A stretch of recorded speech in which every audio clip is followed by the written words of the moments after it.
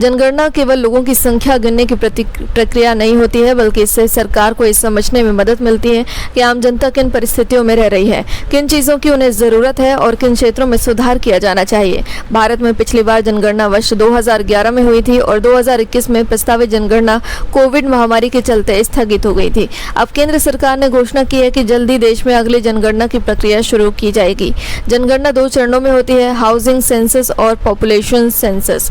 पहले चरण यानी हाउसिंग सेंसस में घर से जुड़े सभी पहलुओं की जानकारी ली जाती है। इसमें केवल ये नहीं पूछा जाता कि घर में कितने लोग रहते हैं, बल्कि ये भी जाना जाता है कि घर की दीवारें मिट्टी से बनी है या ईंट पत्थर से, फर्श कच्चा है या टाइल्स वाला और छत किस तरह की है। यहाँ तक कि ये भी रिकॉर्ड किया जाता है कि वॉशरूम की व्यवस्था कैसी है, क्या ये निजी है या सामुदायिक, और शौचालय का वेस्ट कहाँ जाता है, सेप्टिक टैंक में या सीवर से जुड़ा है या कोई व्यवस्था नहीं है।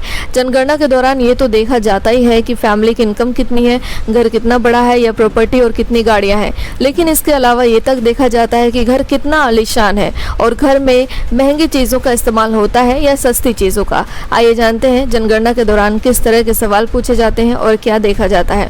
जनगणना में ये भी पूछा जाता है कि आप कौन सा आटा खाते हैं। जनगणना करने वाले सरकारी कर्मचारियों के पास एक फॉर्म होता है जिसमें आटा की कैटेगरी बंटी हुई होती है, जिसमें गेहूँ, ज्वार, बाजरा, रागी आदि सभी तरह के अनाज लिखे होते हैं। खाना बनाने के लिए किस गैस का इस्तेमाल हो रहा है या फिर किचन में एलपीजी कनेक्शन है या सीएनजी, ये भी बताना होता है। अगर कोई गोबर से बने कंडे या लकड़ी के चूल्हे पर खाना बनाता है तो ये भी बताना पड़ता है।